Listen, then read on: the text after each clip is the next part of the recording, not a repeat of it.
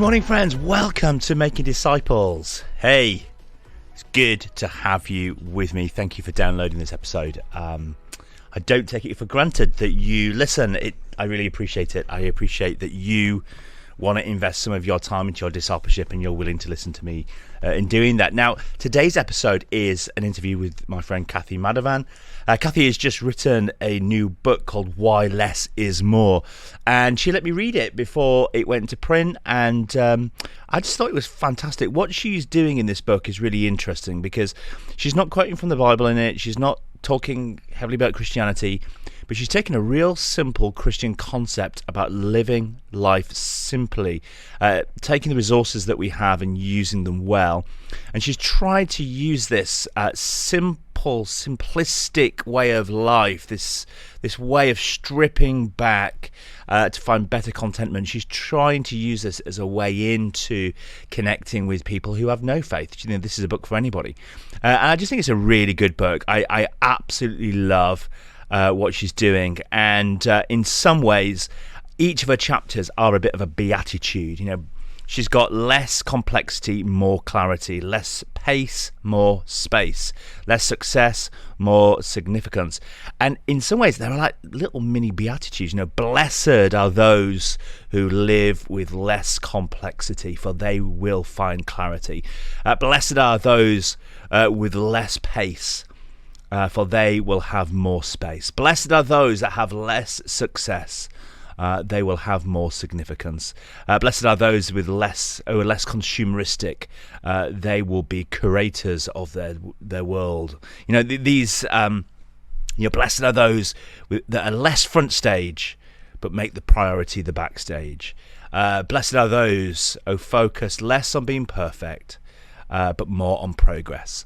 They really sound like beatitudes. I was like, these sound like something Jesus, would say. So I just thought it'd be really fun to interview her today. Now, this podcast episode is dropping on the day it was published, so whatever day you are listening to this, it is now out, and you could pick up a copy because it was released today, the day that I am putting this episode out, which is early April.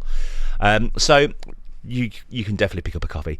So friends, welcome. It's lovely to have you with me. I hope you are having a great week, and I hope you really enjoy this little interview with Cathy Madavan on her book Why Less Means More. Friends, enjoy the episode, and we'll speak soon.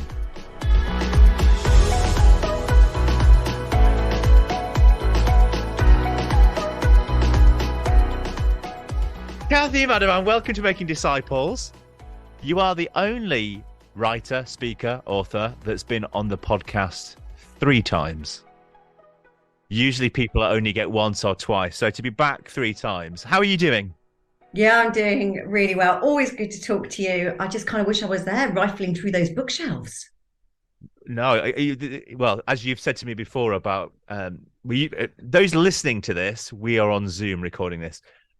You can't see the clutter around the room. I've just got my camera, and we've now got a camera that fogs out the background, so that always helps when your study's a mess.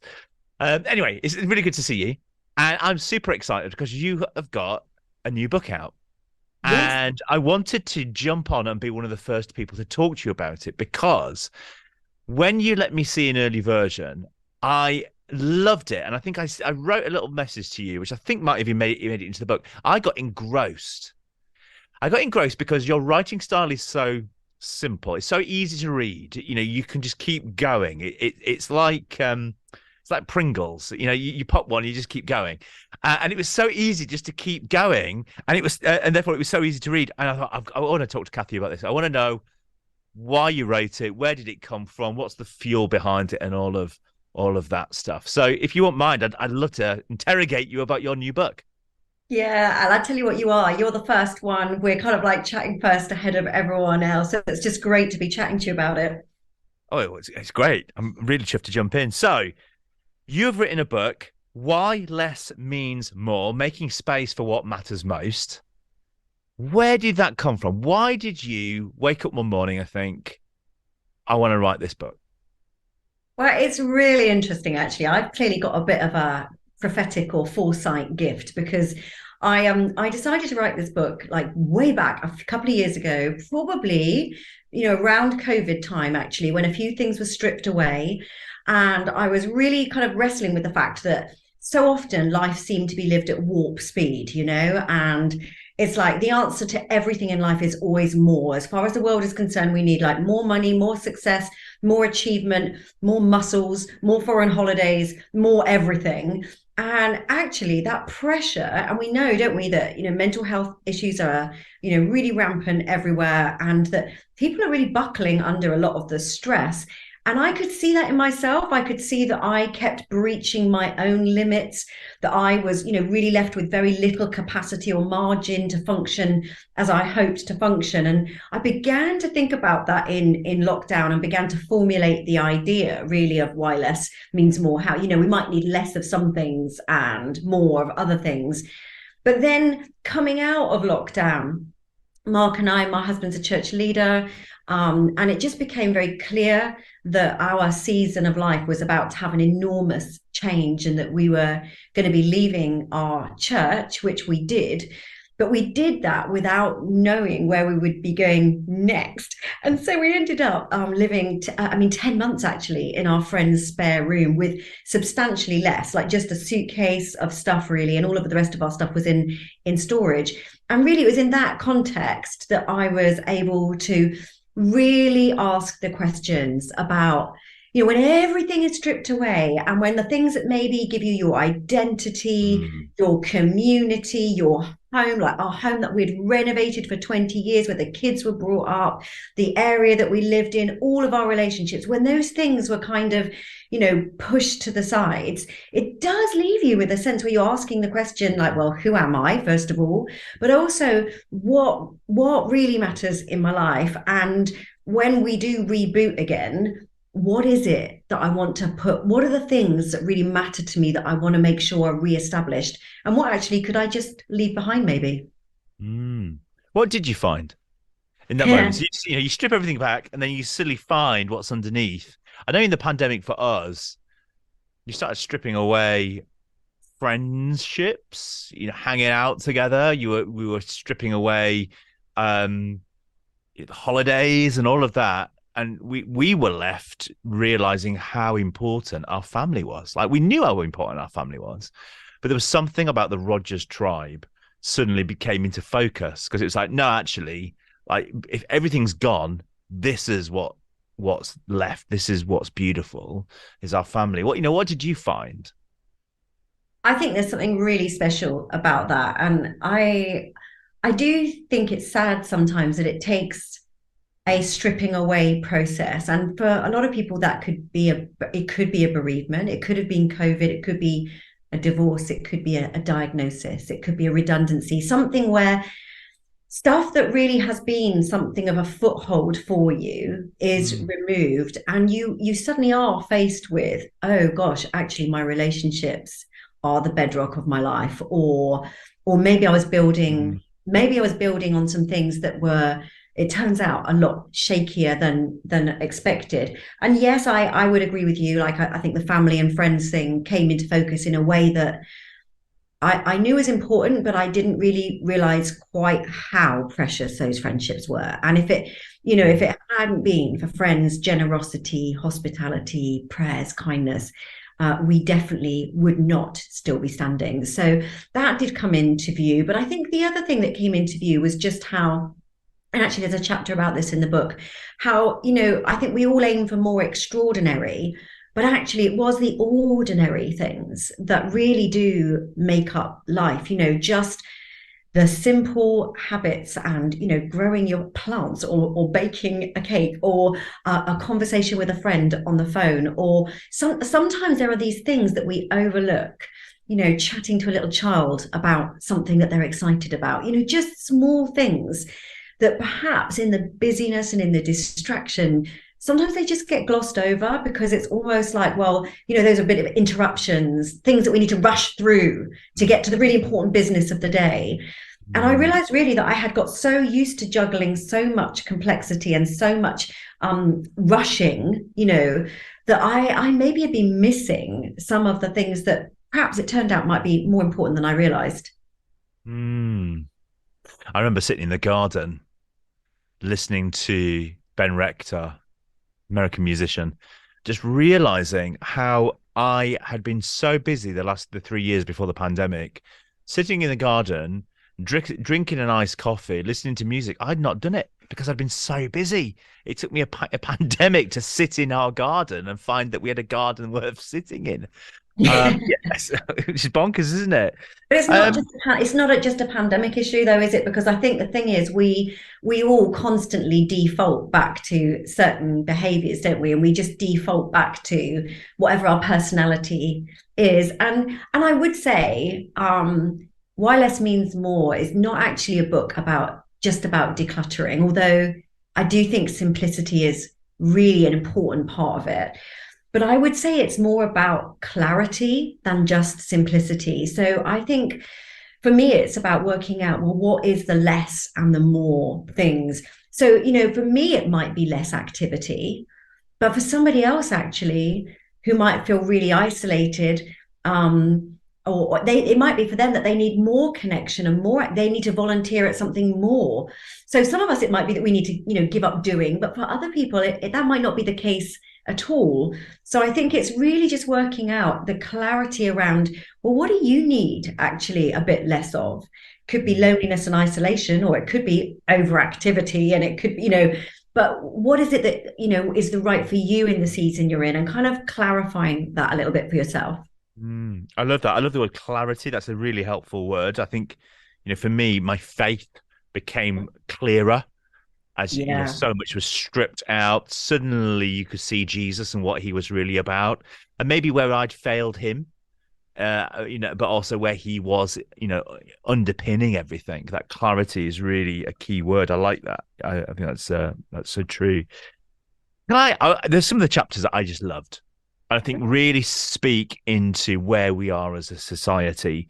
So, chapter 4, it's entitled "Less Consumer, More Curator." Talk to us about consumer and curator. Um, for those that have not read the chapter, what are you saying in there? But also, what does that mean for us? Monday through Friday.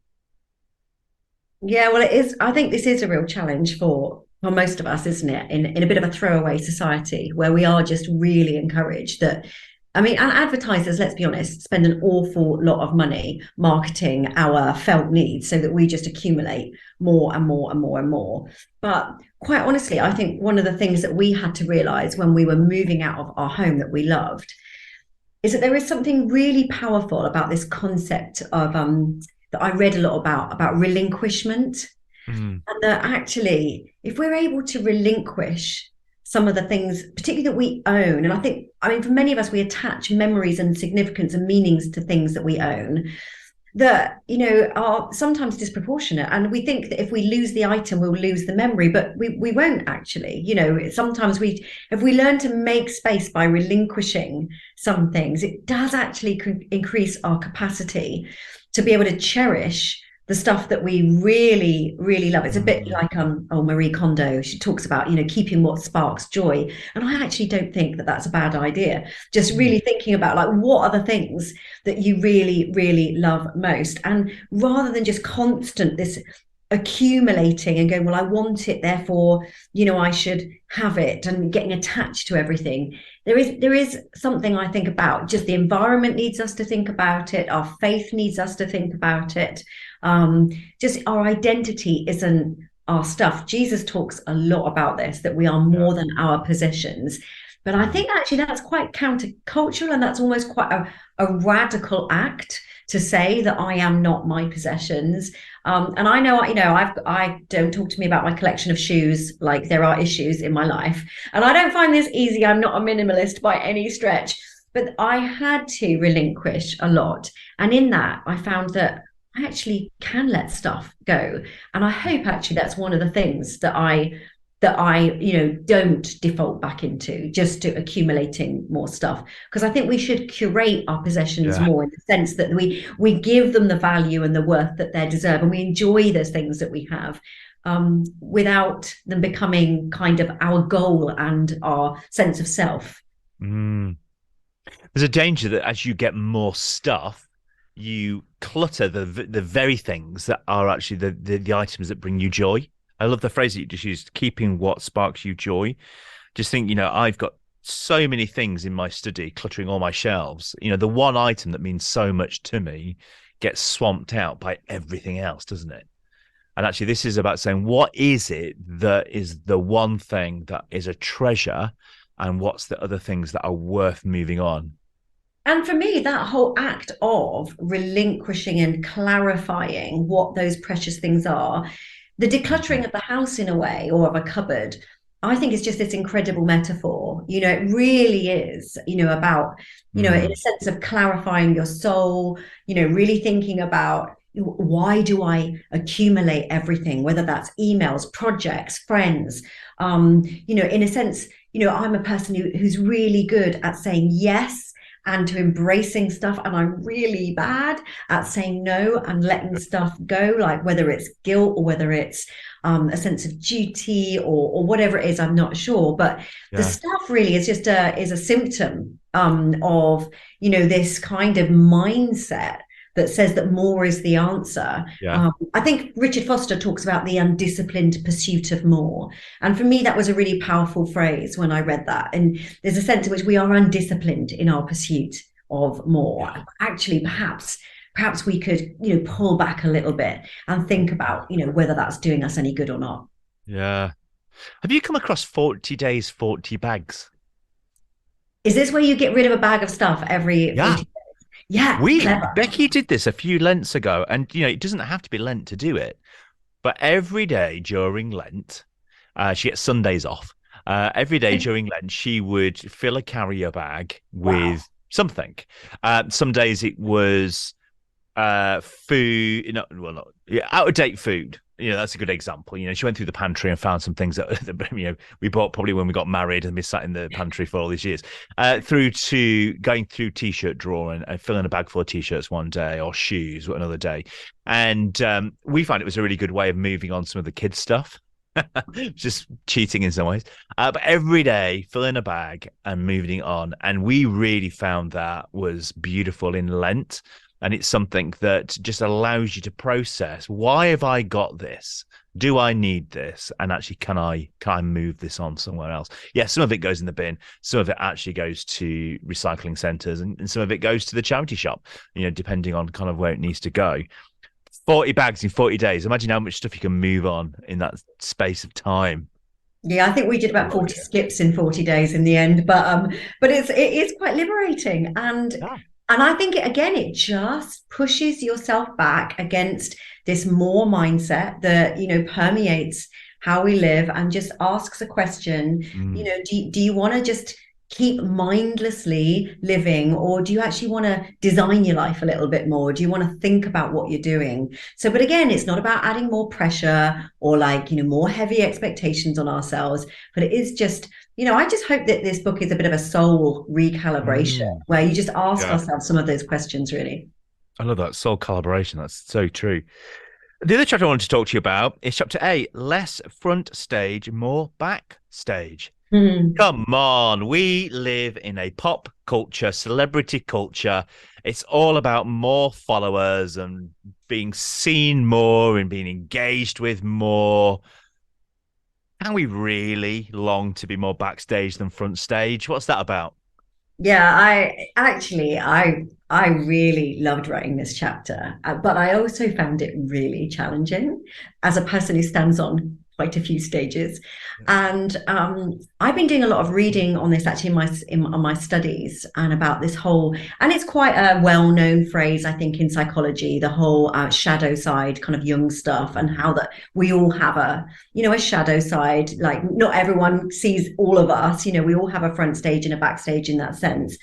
But psychologists talk about living a more integrated life, and if we think about the word integrity, what that really means is being integrated, and what that means is that your front stage and your backstage are not mismatched.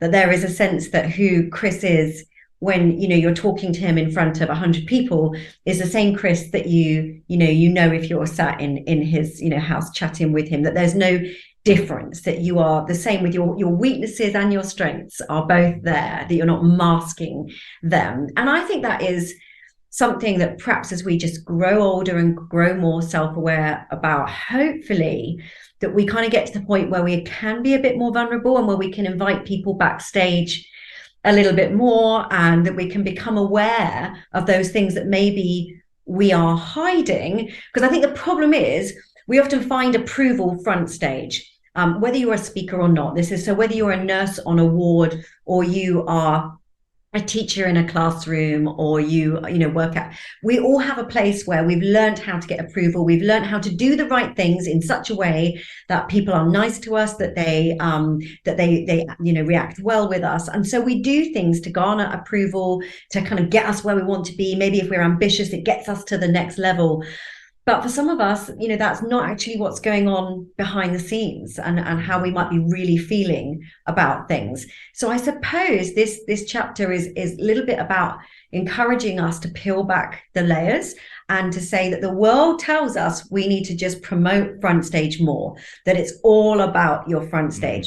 Get your filters going, make yourself look fabulous, only ever document your best moments. But actually, real integrity is about knowing who you are, whether you're in front of people and if you're not, and really for those two things to be in alignment with one another, I suppose. And we know that God sees all of us. We can't hide from God. Yeah. He accepts all of who we are.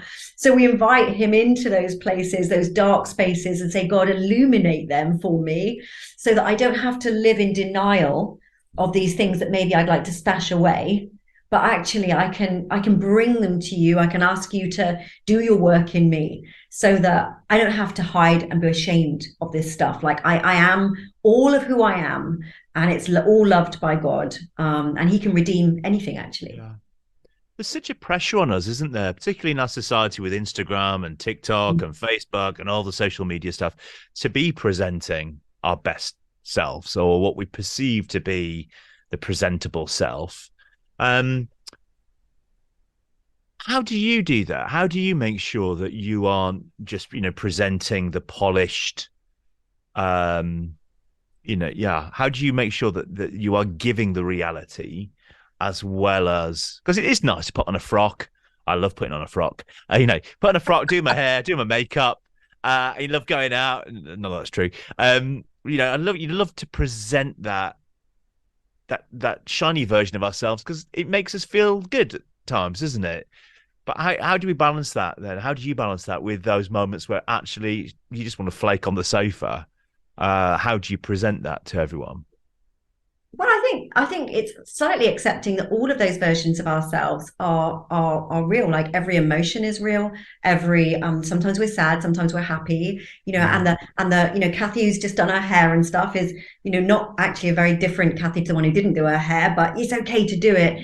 But for me, the key is, it's not about being vulnerable to everybody, everywhere, all of the time, and to leaking all of your insecurity, or to leaking your backstage indiscriminately. But for me, it is about having safe places where there are a selection of people who can see, who have access all areas at all times. They can go backstage anytime. They know the backstage of my life as well as they know the front stage of my life, and they are completely familiar with its contents, and they know what's there, and they are really welcome to be part of those moments which are less polished. And there's nothing wrong, is there, with being presentable and trying to do things well, and that's absolutely fine. But I think it's important that there are people who know all of us all of the time. See, some of us, Cathy, we get out of bed and this is just what we look like every day. We can't all be blessed like you, Chris. What can I say? Hey, I want to talk about chapter 10, because this is really, I loved this. And it's following on the theme. Chapter 10, less perfect, more progress. Less perfect. And I think it's following on the same theme, isn't it, from chapter 8, which is all, what you present on the front stage and the backstage stuff. Being real. Talk us through, what does it mean to be less perfect, but have more progress? Yeah, I think this does follow on a little bit from the last one. And I think it certainly ties into the whole social media where we compare our lives Mm, to other people and those, those metrics and benchmarks actually that we use in life. And so I think this chapter is a little bit about examining what our metrics and our benchmarks are for success. And actually, I do talk about the difference between success and significance in the book as well. And I think that's crucial. Um, but I think most of us can be quite hard on ourselves, or we can simply, in our minds, create subconsciously what we think is plan A for our life. And then we just get quite disappointed when mm, plan A doesn't work out. Because let's be honest, it doesn't mm. always work out. And certainly for us this last couple of years, but also, we've talked about this in the past with, Mark, my husband's, eyesight and frankly, plenty of other stuff Yeah. where, the idea of what would be perfect outcomes or the ideal situation haven't worked out. Yeah. And so a lot of us can live under a sense of failure or a sense of disappointment. Mm, Sometimes disappointment in God, sometimes disappointment in other people, sometimes a disappointment in ourselves, where we just, and if we're not really careful, that disappointment takes root and then we just end up with bitterness. And that's a damaging place to be. A mm, really damaging. Once we start getting mm, cynical and bitter, we know that, we're in trouble, really. And so I think if we could just adjust our metrics slightly so that we look at progress. So actually, I made a step forward today. I grew in this area. I tackled this fear today. I stepped out today. I think those things are, really, really important to kind of watch in ourselves so that we don't live under a sense of shame and guilt, but we start to celebrate the small wins in our life and we kind of like mm, actually take the next right step, which is a bit of a life motto of mine. Just do the next right thing. Just take the next right step. Anyone who ever knows me knows I'm always saying that. Just do the next right thing. mm. Just do the next right thing. That's the kind of sense of motivating and motivation in our life. Not being perfect and everything being seamless, doing the next right thing, seeing where that takes you. And that's a very different mindset and stops us living in disappointment, but start seeing some possibility Yeah. perhaps. Yeah. I've got a friend who perfection is something from about growing up. Got this idea that everything has to be perfect. Mm, And he pushes for the perfect, but he therefore never completes anything. And he's mm, got project after project that's just uncompleted. 10% not finished, so it never actually sees the light of day. And I have a phrase that good enough is enough. If it's good enough, get on with it, use it, enjoy it. And we're very different. But on one hand, I have got all these things that I've done, but they're not quite polished. He's got nothing completed and nothing polished. So there's something about just being good enough, isn't there? Just doing enough and enjoying what you're doing and not needing everything to be perfect. depends if you're a brain surgeon or you are engineering a bridge that thousands of people are going to drive. I mean, we might want those people to really be perfectionist about what they do, and that's fair enough. But yeah, I mean, and perfectionists, all of the psychological research tells us that perfectionists place their self-esteem at least partly on whether they hit the Yeah. impossible goals they've set for themselves, and that's just again a difficult place to live, but an important thing to realize if that's us. Yeah. How Yeah. can we, like you said, just celebrate living in a space where we're not constantly oppressing ourselves with unreasonable standards? Yeah. And that's where Jesus meets us, isn't it? Totally. In the fact that we are not perfect, that we are Yeah. not 100%. He meets us in that gap, and that's the beauty of the gospel, isn't it? The beauty of our faith that actually God meets us in that place. Cathy, thank you so much for writing Why Less Means More, Making Space for What Matters. It's published by SPCK. Where can they get it? Where can they get it from? Well, you can get it from SPCK. You can get it from, great bookshops like St. Andrews or eden.co.uk. Waterstones are stocking it because it's not really just for Christians. I've tried to write it in such a way that it would be accessible to anybody. I mean, obviously there is the Amazon A Word as well, which is available, where it's doing very well. And I don't mind where people get it really. It's Spring Harvest when we're there for the festival, Yeah. and I'm sure other festivals as well. But I just hope people really enjoy it. Now, you've just mentioned one of the things I did want to pick it up before we finish. This is not a book you have written for Christians. It's every page has not got a Bible passage on it, but it's lit the golden thread. When you're reading it, you can see that there's this faith in there. You've written this as a way of speaking into the lives of those that don't have faith, that don't understand, that don't know Jesus, and their lives are needing this kind of message. So, what was in your mind for who would be reading this? Well, I mean, you're so right. I mean, if you're a Christian, you'll see the upside down kingdom of God all the way through this. This is, the Beatitudes. This is the life of Jesus values all the way through it. But my heart is that those values and those kingdom values, will permeate into people. And I'm quite clear at the beginning of the book that I'm a Christian and that's my mindset. But that I offer what's inside people of all faiths and none, and hope that they find that the faith elements are interesting. But actually, I really hope that the values and the challenges will be helpful to people wherever they come from in their thinking and their beliefs. So that's my prayer, that, it will be good stuff that kind of goes out into all the world and encourages people of all faiths and none. Amazing. Cathy, thank you. Where can people find you? No, I'm not asking your address. Yeah. Where can people find you online? You can, all the social media, normal places, Facebook page, Instagram. My website's cathymadavan.com, and that will take you to everything you need. But yeah, I'm easy to find. It's an unusual name. You're going to need to post some pictures now of you just flaked out on the sofa, hair looking a mess. You can't write a chapter, less front stage, more backstage, and then have a perfect Instagram. So we need to see some pictures of you covered in food. I'll do my best. Yeah. Cathy, thank you so much. And I can't wait to find out how the book goes. Thank you. Well, thanks for having me on. It's so nice to be here with you again.